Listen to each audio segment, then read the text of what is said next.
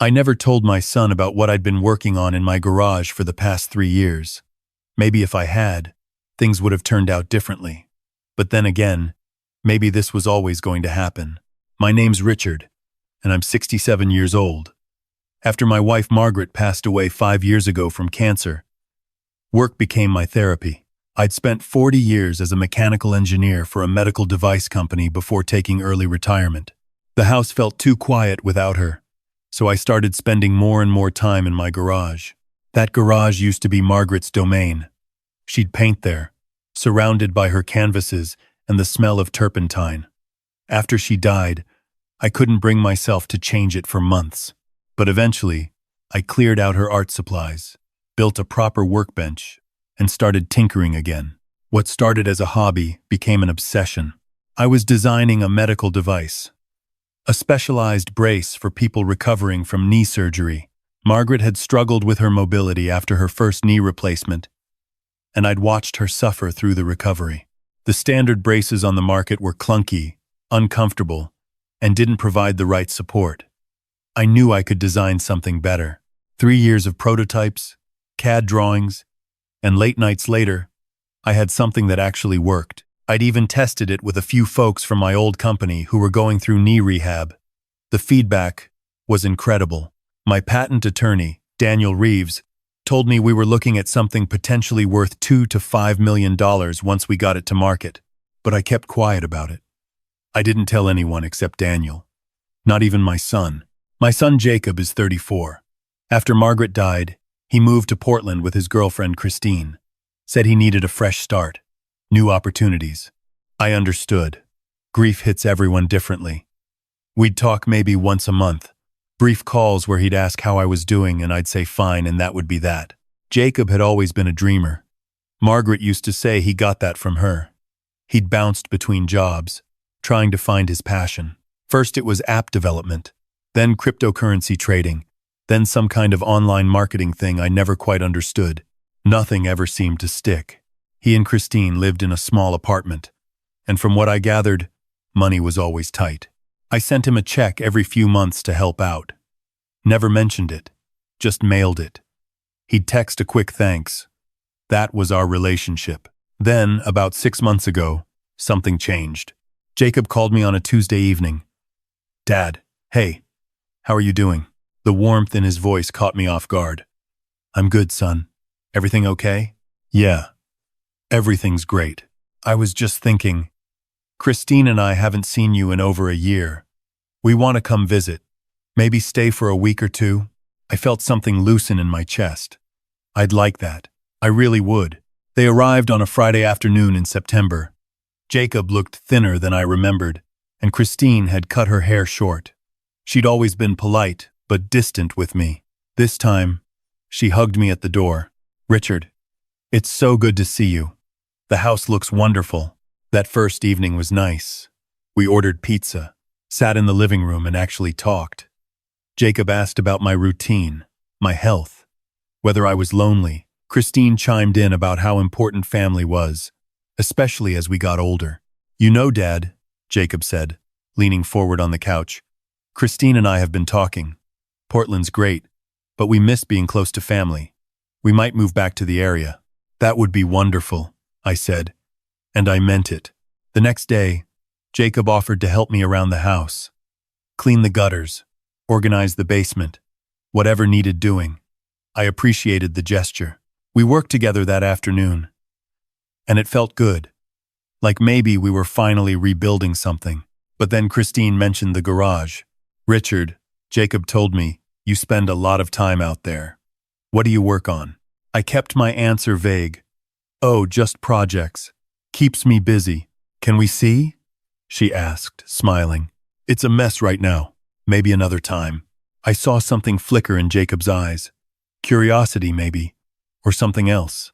That night, after they'd gone to bed in the guest room, I lay awake thinking, maybe I was being paranoid. Maybe they genuinely wanted to reconnect. Margaret would have told me to give them a chance, to not let my engineer's brain overthink every interaction. The next morning, I noticed Jacob walking around the outside of the garage, looking at the windows. I'd covered them from the inside years ago for privacy while I worked. Dad, why are all the garage windows blocked? The sun was creating glare on my workbench, I said. Easier to just cover them and use my own lighting. He nodded slowly. Makes sense. You sure spend a lot of time out there. What exactly are you working on? This and that. Keeps an old man busy. He laughed, but it didn't quite reach his eyes. Come on, Dad. You're not that old. Are you building something? Just tinkering, son. Nothing special. That afternoon, while Jacob and Christine went out to explore the area, I sat in my living room and something nagged at me. A feeling I couldn't shake. Margaret used to say I had good instincts about people. You notice things. She'd tell me, details others miss. I thought about how Christine had asked about the garage, how Jacob had been walking around it, how they'd asked about my routine, specifically when I usually went to the grocery store, when I met friends for coffee. Maybe I was being paranoid. But paranoia had kept me employed for 40 years in an industry where one overlooked detail could mean a failed device and a lawsuit. I called Daniel Reeves. Daniel, hypothetical question. If someone wanted to steal my design, what would they need? Your prototype and your blueprints. Why? Is something wrong? Just being cautious. Richard, those blueprints are in your garage, right? Maybe you should move them. Bring them to my office. Or at least get them in a safety deposit box. I'll think about it, but I didn't move them. Instead, I did something else. I went online and ordered a security camera system. Not the obvious kind. These were small, hidden cameras that looked like regular objects. A clock, a smoke detector, a power strip. I paid extra for next-day delivery. The cameras arrived on Monday while Jacob and Christine were out at lunch. I told them I had some errands to run and spent 2 hours in the garage installing the cameras in strategic locations. One overlooking my workbench, one pointed at the door, one covering my filing cabinet where I kept my blueprints and patent applications. I set everything up to record to a cloud server. I could check the footage from my phone. That evening at dinner, Christine brought up the subject I'd been dreading. Richard, Jacob and I were talking. We're worried about you. Worried? Why? You're here all alone in this big house. What if something happens? What if you fall or have a medical emergency? I'm 67, Christine, not 97. I'm in good health. Jacob jumped in. Dad, we just want to make sure you're taken care of. Have you thought about, future planning? Making sure everything's in order? Everything's fine, son. But do you have a will? A living trust? What about the house? Have you had it appraised recently? There it was. I kept my face neutral. I have a will. Daniel helped me set it up years ago. Daniel? My attorney. Christine exchanged a glance with Jacob. That's good. That's really good. So everything goes to Jacob, right? Since he's your only child? I set down my fork. My will is my business, Christine. Of course, she said quickly. I didn't mean to pry. We just care about you. The next few days followed a pattern. They'd ask me about my routine. When did I usually work in the garage? Did I lock it? Where did I keep important documents? Had I thought about downsizing to a smaller place? I played along, gave vague answers, and every night, after they'd gone to bed, I'd sit in my bedroom with my phone and watch the garage footage. Nothing happened for 3 days. Then, on Thursday night, I went to bed early. Told them I was tired, had a headache. I heard them moving around downstairs for a while, then silence. At 11:30 p.m., I opened the camera app on my phone. The garage door opened. Jacob stepped inside, using a key. My key, the one I kept in the kitchen drawer. My son walked straight to my filing cabinet. He tried the drawer. Locked. He looked around, found where I kept my tools, and grabbed a screwdriver. He jimmied the lock open in less than a minute. I watched him pull out folders, photograph documents with his phone. My blueprints, my patent applications, my correspondence with Daniel about projected market value. Christine appeared in the doorway. Did you find it? Yeah. Holy shit, Christine. This thing could be worth millions. Multiple millions. Are you serious? Look at these emails. He's already filed the provisional patent. He's got meetings set up with manufacturers next month. Christine moved closer. So what do? We need copies of everything. Once he's gone, I'm the sole heir. This is all mine anyway. Eventually. Eventually could be 20 years, Jacob. He's healthy. My son was quiet for a moment. There are ways to speed things up. My blood went cold. Christine's voice dropped. What are you saying? I'm saying he's old. Old people have accidents, falls, medical emergencies, especially old people who spend a lot of time alone in garages with power tools. Jacob, I'm not saying we do anything. I'm just saying nature takes its course. We just need to make sure we're positioned right when it does. They kept photographing documents. 40 minutes later, they locked the garage and went back inside. I sat in my bed, phone in my shaking hands, watching the footage replay. My son, my boy, talking about speeding up my death like he was discussing the weather. Margaret would have been heartbroken. I didn't sleep that night. I watched the footage again and again, making sure I hadn't misunderstood. But there was no misunderstanding. The audio was clear. The video was clear. The next morning, I acted normal. Made breakfast. Asked about their plans for the day. Actually, Dad, Jacob said, Christine and I were thinking of heading back to Portland tomorrow. We've been here almost 2 weeks. So soon? Yeah, work stuff. But we'll visit again soon. Maybe for Thanksgiving? That would be nice. After breakfast, I waited until they went out for a walk. Then I called Daniel. I need you to come to the house today and bring whatever forms we need to make some changes. Changes to what? Everything. Daniel arrived that afternoon with his briefcase. I showed him the footage. He went pale. Jesus Christ, Richard. That's your son talking about. I know what he's talking about. We need to call the police. That's conspiracy to commit. Not yet. I want to handle this my way first. Daniel looked at me like I was crazy. Richard, he's talking about killing you. He's talking. People talk. What I need from you is to help me protect myself legally. Can you do that? We spent the next 3 hours going through my will, my trust, my patent rights. Daniel drafted new documents. By the time he left, everything was airtight. That evening, I made a nice dinner. Pot roast. Margaret's recipe. Jacob and Christine praised it, asked for seconds. We sat in the living room afterward, and I poured us all whiskey. I want to show you both something, I said. I pulled out my laptop, set it on the coffee table, and opened the video file. The garage footage from Thursday night. What's this? Jacob asked. Just watch. I pressed play. The color drained from Jacob's face as he watched himself break into my filing cabinet. Christine stood up, backing toward the door. I let the whole thing play. 40 minutes of footage. Every word, every photograph they'd taken, every conversation about my death. When it finished, the silence in the room was absolute. Dad, Jacob started, his voice shaking. I can explain. Explain what? Explain how you broke into my garage? Explain how you photographed my private documents? Or maybe you want to explain the part where you discussed speeding up my death? We weren't serious. We were just talking. We'd had some wine. Don't. My voice came out harder than I intended. Don't insult me by lying. Christine grabbed her purse. I'm leaving. Sit down, I said. Not loud, but something in my tone made her freeze. I'm not your son, she said. You can't tell me what to do. You're right. But I can tell you that I've already sent this footage to my attorney, to the police, and to my personal cloud storage. It's backed up 6 different ways. If anything happens to me, it automatically goes to every news outlet in the state. She sat down. I turned to Jacob.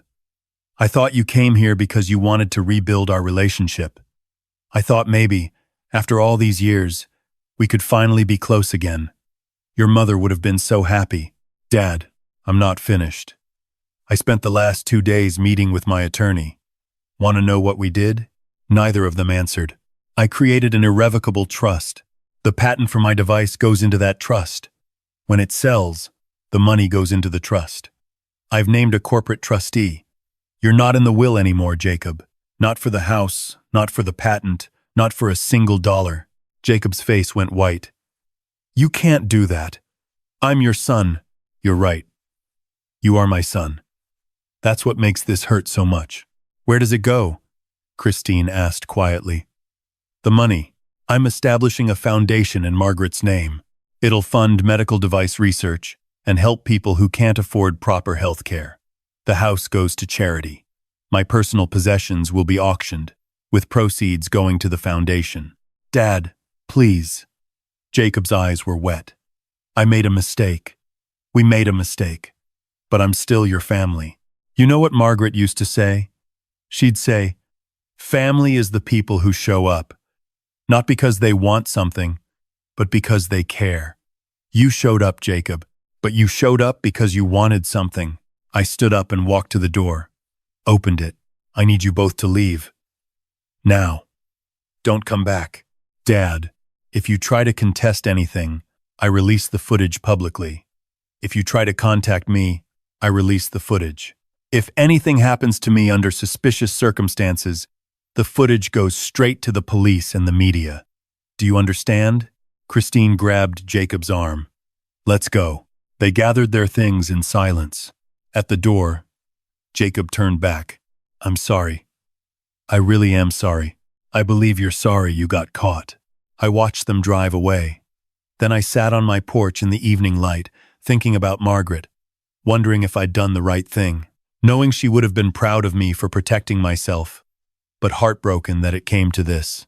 The next morning, I called a private investigator Daniel had recommended. His name was Marcus Flynn, ex-cop, specialized in financial investigations. I need you to look into my son and his girlfriend. Everything. Financial records, criminal history, credit reports. I need to know who I'm dealing with. Marcus called me back 3 days later. Mr. Chen, you're going to want to sit down for this. Christine had a history. 2 previous relationships with older men, both ending with suspicious financial circumstances. One man filed a restraining order. The other died of an accidental overdose, though the case was never fully resolved. Your son's girlfriend is a professional, Mr. Chen. She targets vulnerable people, usually older, usually with assets. Your son might not even fully understand what he got involved with. What do I do with this information? That's up to you. But I'd suggest you watch your back. People like this don't give up easy. I took Marcus's advice and installed a full security system on my house. Motion sensors, cameras, the works. I varied my routine, made sure people knew where I was. I even started having coffee with a group of guys from my old company twice a week, just to maintain visibility. 3 weeks after Jacob and Christine left, I got a call from a Portland number I didn't recognize. Mr. Chen? This is Detective Sarah Morrison with Portland PD. I'm calling about your son, Jacob Chen. My heart stopped. Is he okay? He's fine. He's currently in custody. He and Christine Marshall were arrested last night attempting to use false documents to access a safety deposit box registered under your name at a Portland bank. I don't have a safety deposit box in Portland. We know. They forged documents.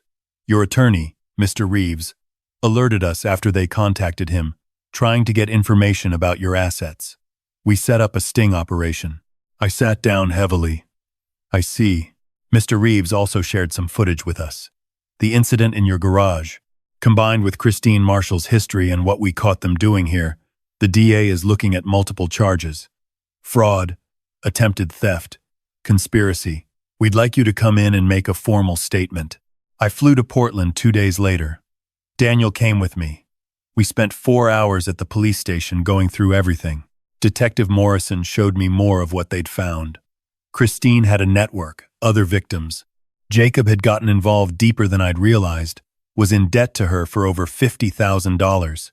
She'd manipulated him, used his desperation and his knowledge of my work. Your son wants to talk to you, Detective Morrison said. You don't have to, but he's requesting it.